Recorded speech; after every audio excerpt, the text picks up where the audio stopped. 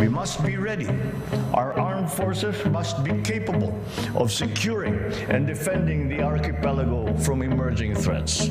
Dapat maging handa ang hukbong sandatahang lakas ng Pilipinas sa pagresponde at maidepensa ang bansa sa anumang banta sa seguridad. Ito ang bilin ni Pangulong Ferdinand Marcos Jr. sa harap ng mga bagong promoted na generals at flag officers ng AFP. Kabilang sa mga nanumpa si AFP Chief of Staff General Romeo Brawner. Ayon kay Pangulong Marcos, bagamat may maganda ng development sa internal security situation, marami pa rin anyang dapat gawin.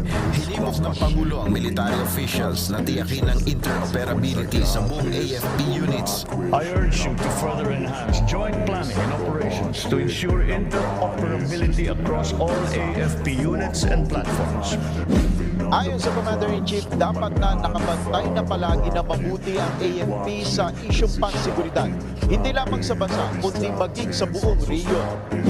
You must not only anticipate, but you must also be ready to adapt and respond to emerging national security and defense realities that exist in our country and in our region. Sa kabila naman nito, tiniyak ni PBBM na patuloy na isusulong ang proteksyon at kapakanan ng AFP at maging sa kani-kanilang pamilya.